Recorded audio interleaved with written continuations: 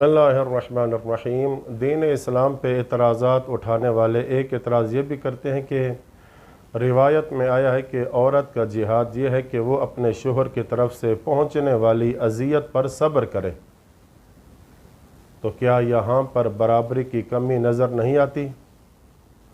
गोया सिर्फ़ औरत ही को उसकी अज़ियत पर सब्र करना है, मर्द को नहीं।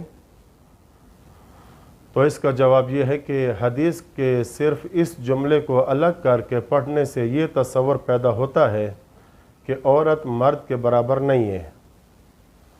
लेकिन अगर पूरी हदीस को पढ़ा जाए तो बात वाज़ेह हो जाती है कि दोनों के दरमियान मसावात मौजूद है। ये हदीस अल्लामा कुलैनी ने यूँ नकल की है कि असबग बिन नबाता से रिवायत करते हैं कि अमीरुल मोमिनीन इमाम अली अलैहिस्सलाम ने फरमाया, अल्लाह ने मर्द और औरत दोनों पर जिहाद फ़र्ज़ किया है।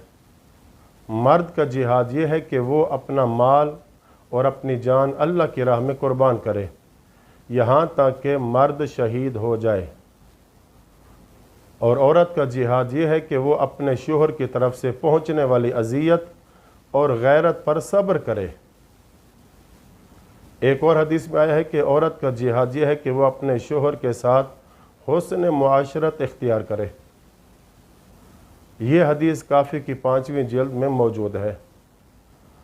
मर्द का जिहाद जान और माल की कुर्बानी है, जबकि औरत का जिहाद ये है कि वो शोहर की गैरत पर, यानी जो बाज़ औक़ात सख्त तबई रवैये या तंग करने वाली बातों का बायस बन सकती है, इस पर औरत सब्र करे।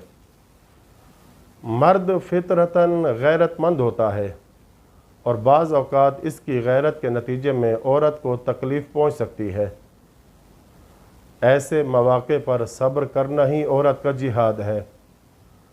अब अगर इन दोनों का मवाज़ना किया जाए तो ज़ाहिर है कि मर्द पर जो जिहाद फ़र्ज़ किया गया है, यानी जान और माल देना, वो कहीं ज़्यादा सख्त है।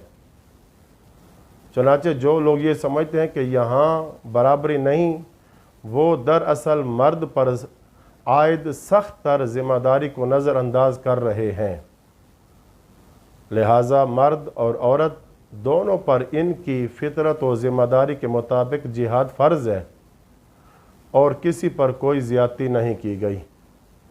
ये था इस एतराज़ का मुख्तसर सा जवाब। वसल्लल्लाहु अला मुहम्मद व अहले बैतिही त्वाहिरीन।